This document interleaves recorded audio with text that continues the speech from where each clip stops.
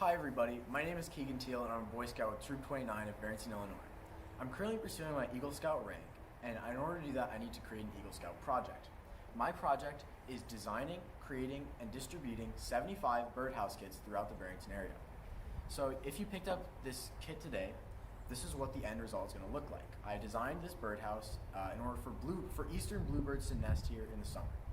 So this birdhouse has a slot up here for it to be tied to a freestanding pole or screwed into a tree, slots for airflow, a hole here for the bluebirds to enter, 4 drainage holes in the bottom for water so the bluebird house doesn't get flooded, and the sides, which can be secured by screws, can open up for easy cleaning and access. So in order to assemble this today, you're going to need just a few basic tools. You're going to need either a Phillips screwdriver or a power drill, a hammer, and an optional bar clamp. This clamp really is not necessary, but it does help just keeping your birdhouse kit steady while construction. So we're going to get started in the next part of this video. So this is everything that's included in the kit. You should have this piece of twine that the kit came wrapped in. It's not really important, you can just kind of put it to the side. This bag, which has 1 long screw, 2 shorter screws, and 15 nails. We're going to need those. This piece is the bottom. You can notice it by the small size and 4 cut corners. This piece is the top. It's the next largest piece. It has 2 holes pre-drilled for nails. The next 2 pieces are the sides. These have no holes drilled in them and are interchangeable. They're slightly shorter than the front, but a little longer than the top. Next piece is the front. This is noticeable easily by the large hole in the front, as well as 6 holes on the face. It's reversible, so you can use either side. And lastly, we have the back. This has 1 large hole at the top, a slightly smaller hole, and then 1, 2, 3, 4, 5, 6 smaller holes for nails.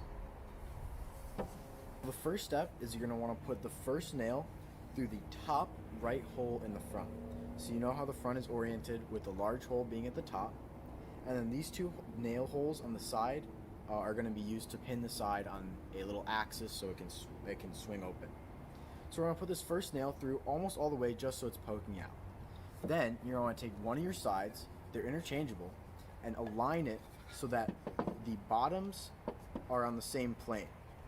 Then we're going to want to match it up like this. There should be about a 1/4 inch gap between the top of the front and the top of the side.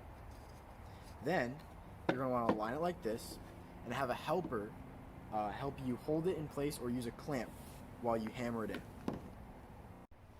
So then we're going to repeat the exact same process with the other side. When putting this second nail in, you might find it beneficial to hang this piece off so that you have a flat surface to nail on. Then we're going to put the second side on, making sure it's aligned with the bottom as before. And this time it should be a little bit more sturdy, but I would still recommend having either a helper or a bar clamp in order to have it be held into place properly. So once you have the second side on, they should both be able to swing open like this and should not be constrained. Now we're going to make them all square and constrained up. So we're going to take the 2 shorter screws included in the kit and put them into each of these 2 holes on the side. You want to make sure that your sides are lined up square with your front, and you can use either a screwdriver or a power drill in order to get these screws in.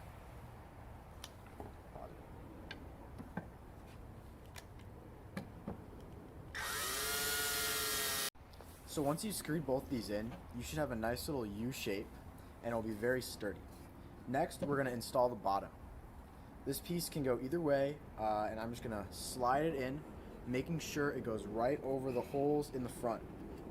There should be about a 1/2 inch gap between the bottom of these and the bottom of the bottom piece. So once you have it in place, it should, depending on your kit, it should just stay there with friction, or you might need to hold it there.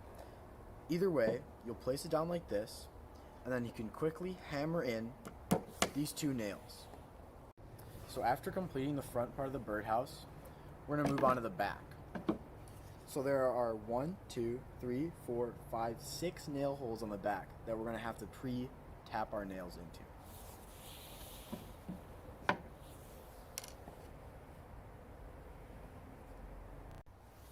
So once you have all the nails tapped in, it should look something like this.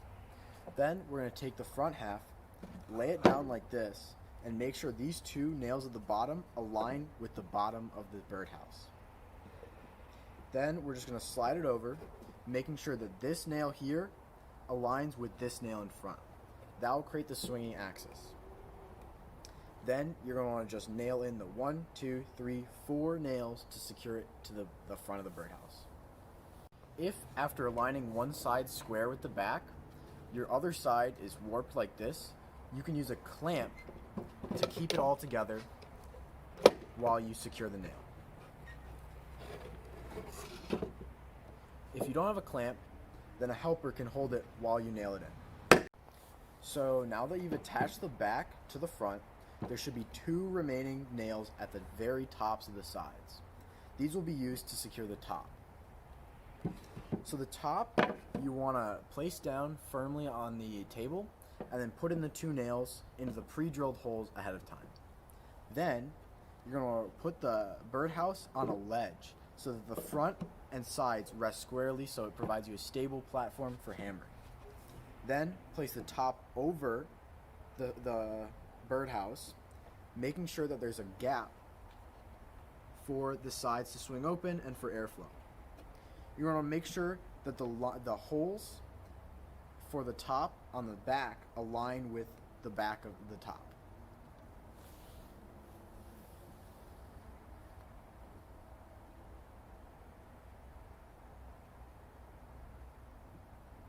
Once you place this on top, there may be a slight angle to the roof.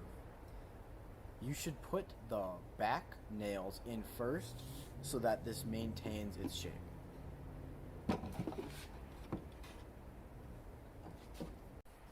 So for hammering in the top piece, you may want to use a piece of scrap wood to support this so that it gives you a more level surface to hammer on. Once you've hammered in the back, all that remains is the top 2 nails.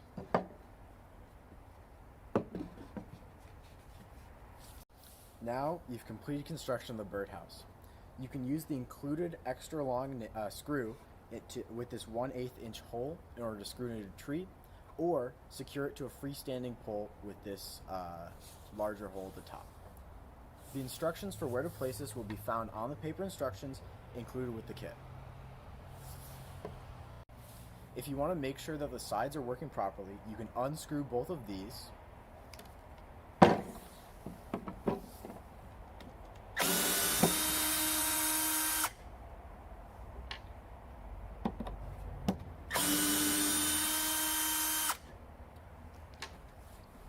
And then you can open up both the sides in order to make sure all your tolerances are correct.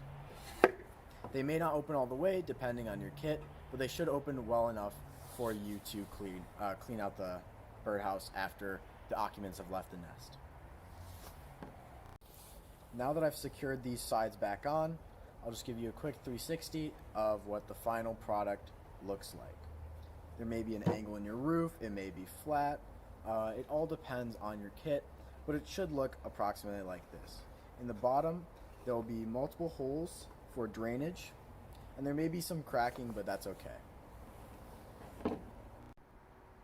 So now that we've completed this birdhouse kit, I hope that you can put it up in the spring, and some eastern bluebirds may nest in it. So this is the one I completed earlier, and this is the one we just made. You can see there's some slight variations in the side slots, but it all works the same. Thank you to the Barrington Park District for sponsoring this project, and I hope that you enjoyed this fun activity.